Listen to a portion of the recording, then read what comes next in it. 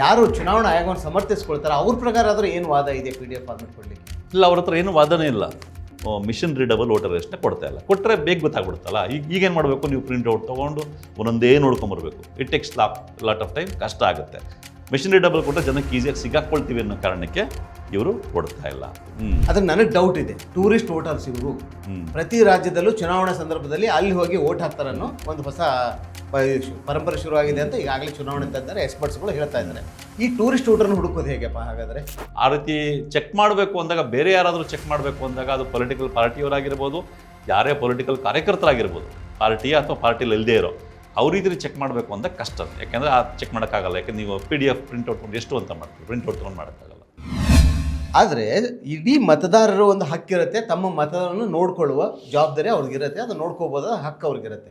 ಆದರೆ readable ಫಾರ್ಮೆಟಲ್ಲಿ ಕೊಡಲಾರ್ದೆ PDF ಫಾರ್ಮೆಟಲ್ಲಿ ಕೊಡ್ಲಿಕ್ಕೆ ಏನು ಕಾರಣ ಅಂತೀರಿ? ಯಾರು ಚುನಾವಣಾ ಆಯೋಗವನ್ನು ಸಮರ್ಥಿಸ್ಕೊಳ್ತಾರೆ ಅವ್ರ ಪ್ರಕಾರ ಆದರೂ ಏನು ವಾದ ಇದೆ PDF ಫಾರ್ಮೆಟ್ ಕೊಡಲಿಕ್ಕೆ? ಇಲ್ಲ, ಅವ್ರ ಹತ್ರ ಏನು ವಾದನೇ ಇಲ್ಲ.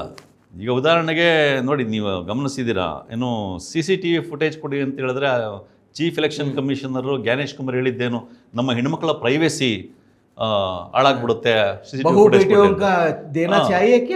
ಅಂತ ಹೇಳ್ತಾರೆ. ಈಗ ಬೂತಲ್ಲಿ ವೋಟ್ ಹಾಕುವಾಗ CCTV ಯಾಕೆ ಇಡ್ತೀರಾ? ಹಾಗಾದ್ರೆ ಪ್ರೈವೇಸಿ ಅವ್ರೇನಲ್ಲಿ ಏನಾರು ಪ್ರೈವೇಟ್ ಕೆಲಸ ಬರ್ತಾರೆ, ವೋಟ್ ಹಾಕ್ತಾರೆ, ಹೋಗ್ತಾರೆ.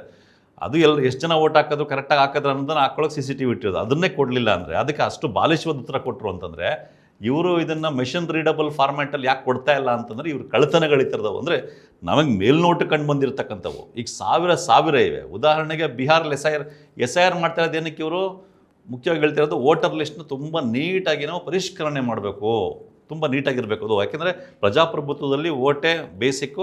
ಅದನ್ನು ಹಂಗಾಗಿ ವೋಟರ್ ಲಿಸ್ಟ್ ಕರೆಕ್ಟಾಗಿರ್ತಕ್ಕಂಥದ್ದು, ಒಬ್ಬ ಅರ್ಹ ಮತದಾರನು ಮಿಸ್ ಆಗದೆ ನೋಡ್ಕೊಳ್ತಕ್ಕಂಥದ್ದು, ಅಟ್ ದ ಸೇಮ್ ಟೈಮ್ ಒಬ್ಬ ಅನರ್ಹನೂ ಸೇರ್ಕೋಬಾರ್ದು, ಆ ಥರ ನೋಡ್ಕೋಬೇಕಾಗಿರೋದು ತಮ್ಮ ಕರ್ತವ್ಯ ಅಂತ ಹೇಳಿ ಮಾಡ್ತಾ ಇದ್ದಾರಲ್ವಾ. ಬಿಹಾರ್ ವೋಟರ್ ಲಿಸ್ಟಲ್ಲಿ SIR ಆಗಿದೆ. SIR ಆದಮೇಲೆ ಕೂಡ ಎಷ್ಟೋ ವೋಟರ್ ಹೆಸರುಗಳು ತಮಿಳಲ್ಲಿ, ಕನ್ನಡದಲ್ಲಿ ಹಿಂಗೆಲ್ಲ ಇದೆ. ಅಂದರೆ ಇವ್ರು ಯಾವ ಮಟ್ಟದಲ್ಲಿ ಕೆಲಸ ಮಾಡ್ತಾರೆ? ಈ ಥರದ ಮಿಸ್ಟೇಕ್ಗಳು ಜನಕ್ಕೆ ಗೊತ್ತಾದಾಗ, ಜನಕ್ಕೆ ಇವರ ಬಂಡವಾಳ ಬಯಲಾಗುತ್ತೆ ಅನ್ನೋ ಕಾರಣಕ್ಕೆ ಅವರು ಏನೋ ಮಿಷನ್ ರೀಡಬಲ್ ವೋಟರ್ ಲಿಸ್ಟ್ನ ಕೊಡ್ತಾ ಇಲ್ಲ. ಕೊಟ್ಟರೆ ಬೇಗ ಗೊತ್ತಾಗ್ಬಿಡುತ್ತಲ್ಲ. ಈಗೇನು ಮಾಡಬೇಕು, ನೀವು ಪ್ರಿಂಟ್ಔಟ್ ತೊಗೊಂಡು ಒಂದೊಂದೇ ನೋಡ್ಕೊಂಬರ್ಬೇಕು. It takes lot of time, ಕಷ್ಟ ಆಗುತ್ತೆ. ಮಿಷನ್ ರೀಡಬಲ್ ಕೊಟ್ಟರೆ ಜನಕ್ಕೆ ಈಸಿಯಾಗಿ ಸಿಗಾಕ್ಕೊಳ್ತೀವಿ ಅನ್ನೋ ಕಾರಣಕ್ಕೆ ಇವರು ಕೊಡ್ತಾ ಇಲ್ಲ. ಇಷ್ಟೇ ವಿಷಯ. ಇಲ್ಲ, ಒಂದು ರಾಜ್ಯದಿಂದ ಇನ್ನೊಂದು ರಾಜ್ಯಕ್ಕೆ ವಲಸೆ ಹೋಗಿರೋ ಸಾಧ್ಯತೆಗಳು ತುಂಬ ಇದೆ. ಈಗ 2000 ಇಸ್ವಿಯಿಂದ ಇತ್ತೀಚೆಗೆ ವಲಸೆ ನಾವು ನೋಡ್ತಾ ಇದ್ದರೆ ತುಂಬ ಹೇಗಿದೆ. ಹಳ್ಳಿಯಿಂದ ಗ್ರಾಮಕ್ಕೆ ಬಂದಿದ್ದು, ಸಿಟಿಗೆ ಬಂದಿದ್ದಾರೆ, ಬೇರೆ ಬೇರೆ ತಾಲೂಕುಗಳಿಗೆ ಹೋಗಿದ್ದಾರೆ, ಬೇರೆ ಬೇರೆ ರಾಜ್ಯಕ್ಕೆ ಹೋಗಿದ್ದಾರೆ. ಈಗ ನಾವು ರೀಡೇಬಲ್ ಫಾರ್ಮೆಟೇ ಇರಲಿಲ್ಲ ಅಂದರೆ ಬೇರೆ ರಾಜ್ಯಕ್ಕೆ ವಲಸೆ ಹೋದರು, ತಮ್ಮ ಮೂಲ ಮತ ಇಲ್ಲಿದ್ದರೆ ಅಥವಾ ಬೇರೆ ರಾಜ್ಯದಲ್ಲಿ ಈಗ ಅವರು ಇದ್ದರೆ ಹೇಗೆ ಗೊತ್ತು ಮಾಡ್ಕೊಳ್ಳೋದು ಇದನ್ನು? ಯಾಕಂದರೆ ಒಂದೊಂದು PDF ಫಾರ್ಮೆಟನ್ನು ನೀವು ಡೌನ್ಲೋಡ್ ಮಾಡ್ತಾ ಕೂತು ಇಲ್ಲ, ಆ ರೀತಿ ಹುಡುಕೋ ಅವಶ್ಯಕತೆ ಏನಿಲ್ಲ. ಈಗ ಎಲೆಕ್ಷನ್ ಕಮಿಷನ್ ವೆಬ್ಸೈಟ್ನಲ್ಲೇ ಹೋಗ್ಬಿಟ್ಟು ನಾವು 2002ರಲ್ಲಿ ನಾವು ಹೆಸರೆಲ್ಲಿತ್ತು ಅಂತ ಹುಡುಕಬಹುದು. ಅಂದರೆ ನಮಗೆ ಕನಿಷ್ಠ ಏನೋ ಯಾವ ಕಾನ್ಸ್ಟಿಟ್ಯೂಯನ್ಸಿಲಿ ವೋಟ್ ಹಾಕಿದ್ವಿ ಅಂತ ನೆನಪಿದ್ರೆ, ಯಾವುದೇ ರಾಜ್ಯದಲ್ಲಾಗಿರಲಿ, ವೈಯಕ್ತಿಕವಾಗಿ ನಿಮ್ಮ ಮತವನ್ನು ನೀವು ಹುಡುಕ್ಬೋದು. ಅದ್ರ ನನಗೆ ಡೌಟ್ ಇದೆ. ಟೂರಿಸ್ಟ್ ವೋಟರ್ಸ್ ಇವರು ಪ್ರತಿ ರಾಜ್ಯದಲ್ಲೂ ಚುನಾವಣಾ ಸಂದರ್ಭದಲ್ಲಿ ಅಲ್ಲಿ ಹೋಗಿ ವೋಟ್ ಹಾಕ್ತಾರನ್ನೋ ಒಂದು ಹೊಸ ಪರಂಪರೆ ಶುರುವಾಗಿದೆ ಅಂತ ಈಗಾಗಲೇ ಚುನಾವಣೆ ತಂದರೆ ಎಕ್ಸ್ಪರ್ಟ್ಸ್ಗಳು ಹೇಳ್ತಾ ಇದ್ದಾರೆ. ಈ ಟೂರಿಸ್ಟ್ ವೋಟರ್ನ ಹುಡುಕೋದು ಹೇಗೆಪ್ಪ ಹಾಗಾದರೆ? ಇಡೀ ದೇಶದ ನೀವು ಇದು ಮಿಷನ್ ರೀಡೇಬಲ್ ಕೊಡಲ್ಲ, ನೀವು ಎಲ್ಲವನ್ನು PDF ಮಾಡಿ ಎಲ್ಲ ರಾಜ್ಯಗಳಲ್ಲೂ PDFಗಳನ್ನು ಓಪನ್ ಮಾಡಿ ಕಂಪೇರ್ ಮಾಡೋಕ್ಕಾಗತ್ತಾ ಜನಕ್ಕೆ? ಇಲ್ಲ, ಜನ ಹುಡುಕೋದು ಕಷ್ಟ, ಜನಕ್ಕೇನು ಕೊಡದೇ ಇರೋದ್ರಿಂದ. ಆದರೆ ಈಗ SIR ಆಗ್ತಿರೋದ್ರಲ್ಲಿ ಥ್ರೂಔಟ್ ಇಂಡಿಯಾದ್ದು ಆನ್ಲೈನಲ್ಲಿ ಕನೆಕ್ಟ್ ಆಗಿರೋದ್ರಿಂದ, ಉದಾಹರಣೆಗೆ ಈಗ ತಮಿಳ್ನಾಡಲ್ಲಿ SIR ಆಗಿದೆ.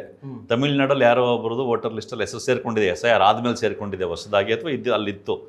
ಈಗ ಕರ್ನಾಟಕದಲ್ಲಿ SIR ಆಗ್ತಾ ಇದೆಯಲ್ವಾ, ಆ ತಮಿಳ್ನಾಡಲ್ಲಿ ಇರ್ತಕ್ಕಂಥ ವ್ಯಕ್ತಿ ಬಂದು ಕರ್ನಾಟಕದಲ್ಲಿ ಮೊದಲು ವೋಟ್ ಇದ್ದು ಅವ್ರಿಗೆ ಎನ್ಯುಮರೇಷನ್ ಫಾರ್ಮ್ ಅವ್ರ ಹೆಸರಲ್ಲಿ ಇದಾಗಿದ್ರೂ ಕೂಡ ಅವರು ಅದನ್ನು ಫಿಲ್ ಮಾಡಿಕೊಟ್ರೆ ಮತ್ತೊಂದು ಮಾಡಿದ್ರೆ ಅದು ಅವರ ಸಾಫ್ಟ್ವೇರು ಯೂಶಲಿ ತೋರಿಸುತ್ತೆ.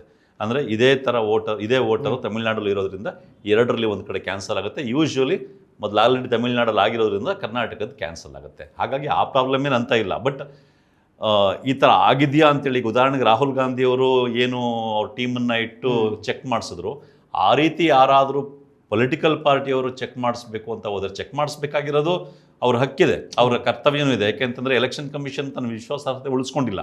ಆ ರೀತಿ ಚೆಕ್ ಮಾಡಬೇಕು ಅಂದಾಗ, ಬೇರೆ ಯಾರಾದರೂ ಚೆಕ್ ಮಾಡಬೇಕು ಅಂದಾಗ, ಅದು ಪೊಲಿಟಿಕಲ್ ಪಾರ್ಟಿಯವರಾಗಿರ್ಬೋದು, ಯಾರೇ ಪೊಲಿಟಿಕಲ್ ಕಾರ್ಯಕರ್ತರಾಗಿರ್ಬೋದು, ಪಾರ್ಟಿಯ ಅಥವಾ ಪಾರ್ಟಿಲಿ ಇಲ್ಲದೇ ಇರೋ ಅವ್ರ ರೀತಿ ಚೆಕ್ ಮಾಡಬೇಕು ಅಂತ ಕಷ್ಟ, ಯಾಕೆಂದರೆ ಆ ಚೆಕ್ ಮಾಡೋಕ್ಕಾಗಲ್ಲ. ಯಾಕೆಂದ್ರೆ ನೀವು PDF ಪ್ರಿಂಟ್ಔಟ್ ತೊಗೊಂಡು ಎಷ್ಟು ಅಂತ ಮಾಡ್ತೀರಿ, ಪ್ರಿಂಟ್ಔಟ್ ತೊಗೊಂಡು ಮಾಡೋಕ್ಕಾಗಲ್ಲ.